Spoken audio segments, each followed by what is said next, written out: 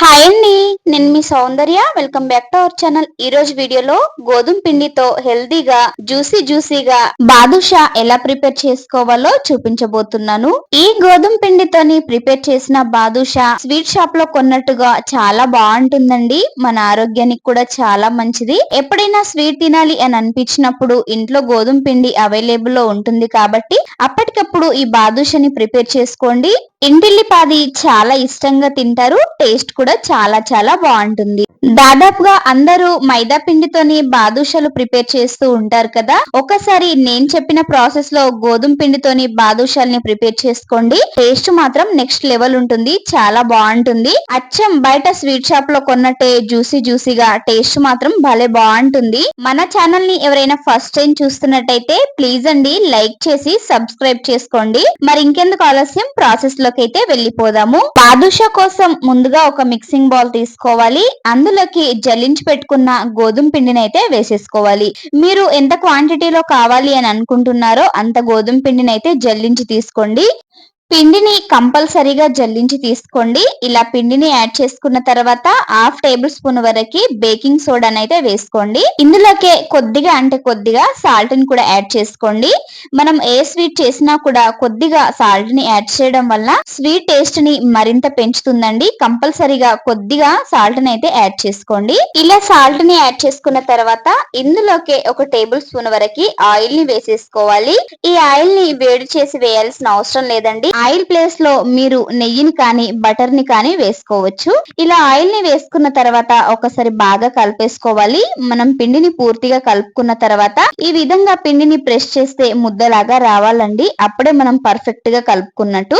ఈ విధంగా పిండిని కలుపుకున్న తర్వాత ఇందులోకి కొద్దిగా వాటర్ ని యాడ్ చేసుకుంటూ బాగా కలిపేసుకోవాలి. వాటర్ ని ఒకేసారి యాడ్ చేయకండి. వాటర్ ని ఒకేసారి వేసుకున్నామంటే పిండి అనేది లూజ్ అయిపోతుంది. కాబట్టి వాటర్ ని చూసుకుంటూ కొద్దిగా యాడ్ చేసుకుంటూ బాగా కలిపేసుకోవాలి. చూడండి, వీడియోలో చూపిస్తున్నట్టుగా ఈ విధంగా కలుపుకుంటూ వాటర్ ని కొద్దిగా యాడ్ చేసుకోవాలి. పిండిని మీరు బాగా ప్రెస్ చేస్తూ కలపకండి. వేళ్లతోనే పిండి అనేది బాగా కలుపుకోవాలి. చూడండి, ఈ విధంగా వేళ్లతో కలుపుకున్న తర్వాత పిండి కన్సిస్టెన్సీ అనేది ఈ వీడియోలో చూపిస్తున్నట్టుగా ఈ విధంగా సెమీ సాఫ్ట్ గా ఉండాలండి. మరి గట్టిగా కలుపుకోవాల్సిన అవసరం లేదు.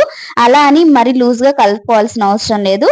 ఈ విధంగా కలుపుకున్న తర్వాత దీనిపైన మూత పెట్టేసి ఒక 10 నిమిషాల పాటు పక్కన పెట్టేసుకోండి. ఈ విధంగా పక్కన పెట్టేసుకొని ఇప్పుడు స్టవ్ పైన మరొక అడుగు మందంగా ఉన్న గిన్నెను పెట్టుకొని అందులోకి టేస్ట్ కి తగ్గట్టుగా షుగర్ అయితే యాడ్ చేసుకోవాలి. ఒక కప్పు గోధుమ పిండికి ఒక కప్పు షుగర్ అనేది పర్ఫెక్ట్ మెజర్మెంట్ అండి. మీరు స్వీట్ ఎక్కువగా తినే వాళ్ళైతే ఒక కప్పుకి 1.5 కప్పు వరకు షుగర్ ని అయితే యాడ్ చేసుకోండి. ఒక కప్పు షుగర్ కి ఒక కప్పు వరకు వాటర్ ని యాడ్ చేసుకొని షుగర్ అంతా కరిగిన తర్వాత పాకాన్ని అయితే ప్రిపేర్ చేసుకోండి. మనకు తీగ పాకం రావాల్సిన అవసరం లేదండి. జిగురు పాకం వస్తే సరిపోతుంది. చూడండి, వీడియోలో చూపిస్తున్నాను. ఈ విధంగా జిగురు పాకం వచ్చిన తర్వాత మనకు మంచి ఫ్లేవర్ కోసము ఇలాచి పౌడర్ అయితే యాడ్ చేసుకోండి. 2-3 ఇలాచీలను తీసుకొని కాస్త కచ్చా పచ్చగా దంచి వేసుకోండి. అప్పుడే మనకు ఫ్లేవర్ అనేది చాలా చాలా బాగుంటుంది. ఈ విధంగా ఇలాచీని వేసుకున్న తర్వాత స్టవ్ ఆఫ్ చేసుకోండి. ఇలా పాకాన్ని పక్కన పెట్టేసుకున్న తర్వాత మనం ముందుగా కలిపి పెట్టుకున్నాం కదా, ఆ పిండి పైన మూతనైతే తీసేయాలి. ఈ విధంగా మూతను తీసేసిన తర్వాత ఈ పిండిలోని కొద్దిగా పిండిని తీసేసుకొని చిన్న ముద్దల్లాగా అయితే ప్రిపేర్ చేసుకోవాలి.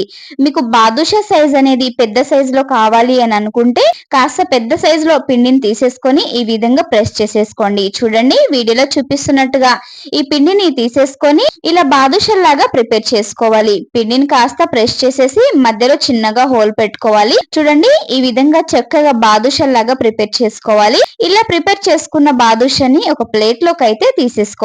మనకు మిగిలిన పిండిని కూడా ఇదే విధంగా బాదుషా లాగా ప్రిపేర్ చేసుకోండి. మీకు చిన్న సైజ్ లో కావాలంటే కాస్త పిండిని తక్కువగా తీసుకోండి.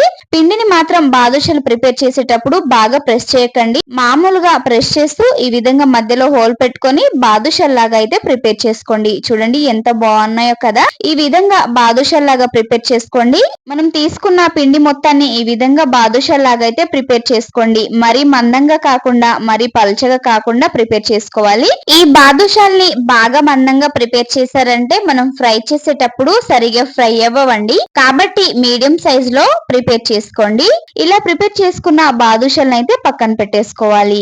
ఇప్పుడు స్టవ్ వెలిగించి ఒక ప్యాన్ పెట్టుకోవాలి. ప్యాన్ లోకి డీప్ ఫ్రై సరిపడా ఆయిల్ ని వేసేసుకోవాలి. ఆయిల్ గోరువెచ్చగా ఉందా లేదా అని ఒకసారి చెక్ చేసుకోవాలి. ఆయిల్ అనేది మనకు బాగా హీట్ అవ్వకూడదండి. ఆయిల్ అనేది గోరువెచ్చగా ఉంటే సరిపోతుంది. చూడండి, మనకు ఆయిల్ అనేది నార్మల్ హీట్ లో ఉంది, గోరువెచ్చగా ఉంది కాబట్టి మనం ముందుగా ప్రిపేర్ చేసి పెట్టుకున్న బాదుషాలను అయితే ఒక్కొక్కటిగా ఈ ఆయిల్ లోకి అయితే ట్రాన్స్ఫర్ చేసేసుకోవాలి. చూడండి, వీడియోలో చూపిస్తున్నట్టుగా ఈ విధంగా వేసేసుకొని గ్యాస్ లో ఫ్లేమ్ లోనే పెట్టుకొని బాగా ఫ్రై చేసుకోవాలి. మనకి బాదుషాలు అనేవి వాటంతట అవే పైకి తేలేంత వరకు నార్మల్ గా కదపకుండా అదే విధంగా వదిలేయాలి. గోరువెచ్చని నూనెలో మనం బాదుషాల్ని వేసాం కదా, బాదుషాలు అనేవి ఫ్రై అయిపోయిన తర్వాత వాటంతట అవే పైకి తేలుతాయి. అలా పైకి తేలిన తర్వాత మరొక వైపుకి అయితే టర్న్ చేసుకోవాలి. గ్యాస్ ని మాత్రం కంపల్సరీగా లో ఫ్లేమ్ లో పెట్టి మాత్రమే ఫ్రై చేయండి, లేదంటే లోపల అనేది సరిగా ఫ్రై అవ్వదండి. బాదుషా లోపల సరిగా ఫ్రై అవ్వకపోతే టేస్ట్ అనేది మనకు అంతగా బాగోదు. కాబట్టి కంపల్సరీగా లో ఫ్లేమ్ లో పెట్టి ఫ్రై చేసుకోండి. మనకు ఈ బాదుషాని ఫ్రై చేయడానికి దాదాపుగా 6 నుండి 7 నిమిషాల వరకు టైం పడుతుంది. మీరు ఈ బాదుషాలు అనేవి తొందరగా ఫ్రై అయిపోవాలనేసి గ్యాస్ ని హై ఫ్లేమ్ లో పెట్టారంటే బాదుషాలు అనేవి సరిగా ఫ్రై అవ్వవు.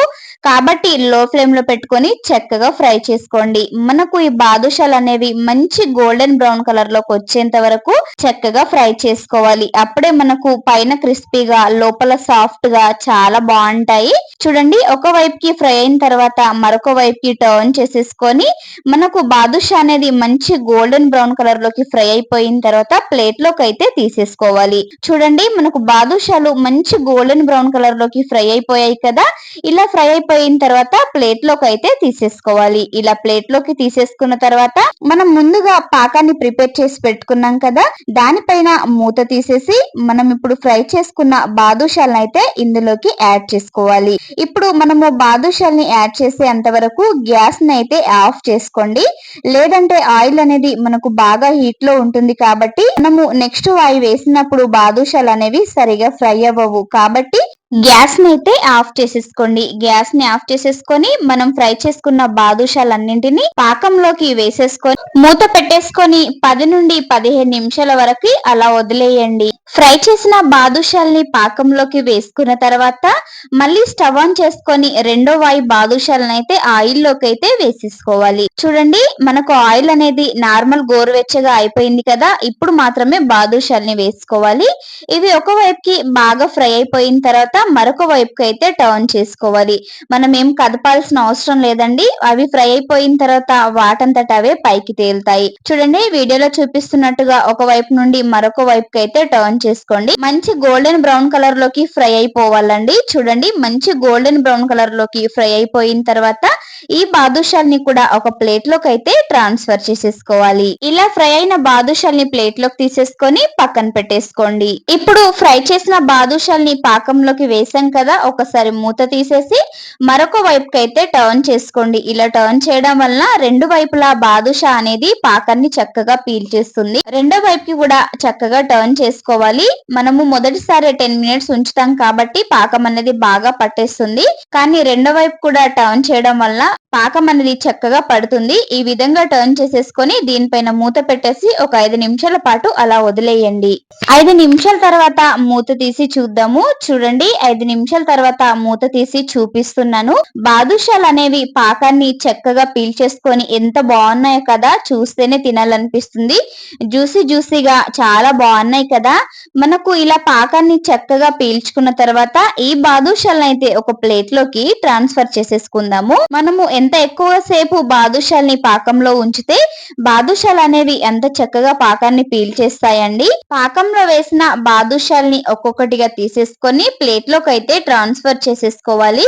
మనం మొదటి వాయిలో ఫ్రై చేసిన బాదుషాలన్నింటిని కూడా పాకంలోకి వేసేసుకున్నాం కదా, పాకంలో వేసిన బాదుషాలన్నింటిని కూడా ప్లేట్ లోకి ట్రాన్స్ఫర్ చేసేసుకుందాము. ప్లేట్ లోకి తీసుకున్న బాదుషాల్ని పక్కన పెట్టేసి మనం రెండో వాయికి ఫ్రై చేసుకున్న బాదుషాల్ని కూడా అలాగే పాకంలోకి అయితే ట్రాన్స్ఫర్ చేసేసుకోండి. పాకంలోకి వేసేసుకొని మూత పెట్టేసి 10 నుండి 15 నిమిషాల పాటు అలా వదిలేయండి. 15 నిమిషాల తర్వాత మూత తీసేసి ఈ బాదుషాల్ని కూడా మరొక వైపుకి అయితే టర్న్ చేసుకోవాలి. చూడండి, వీడియోలో చూపిస్తున్నట్టుగా బాదుషాల్ని ఒక వైపు నుండి మరొక వైపుకి కూడా అదే విధంగా టర్న్ చేసేసుకొని దీనిపైన మూత పెట్టేసి మరొక 5 నుండి 10 నిమిషాల వరకు అలా వదిలేయండి. 5 నుండి 10 నిమిషాల తర్వాత మూత తీసేసి చూపిస్తున్నాను చూడండి.